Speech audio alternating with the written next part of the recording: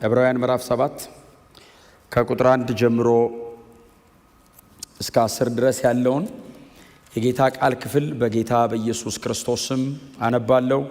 የምንወደው የጌታ ቃል እንደዚህ ይላል። ይህ መልከ ጼዴቅ የሳሌም ንጉሥና የልዑል እግዚአብሔር ካህን ነበር። እርሱም አብርሃም ነገሥታትን ድል አድርጎ ሲመለስ አግኝቶት ባረከው። አብርሃምም ከሁሉ ነገር አስራት አውጥቶ ሰጠው።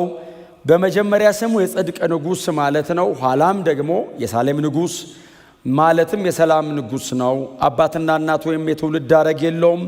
ለዘመኑ መጀመሪያ ለሕይወቱም ፍጻሜ የለውም። ነገር ግን በእግዚአብሔር ልጅ ምሳሌ ለዘላለም ካህን ሆኖ ይኖራል። እስቲ እርሱ የቱን ያህል ታላቅ እንደሆነ አስቡ።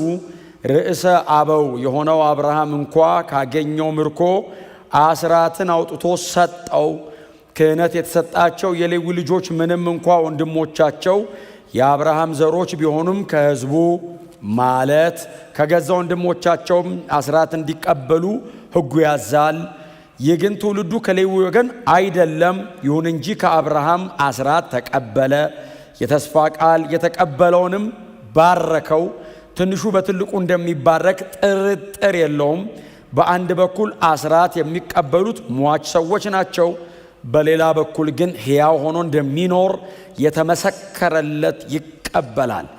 እንዲያውም አስራት የሚቀበለው ሌዊ ራሱ በአብርሃም በኩል አስራት ከፍሏል ማለት ይቻላል።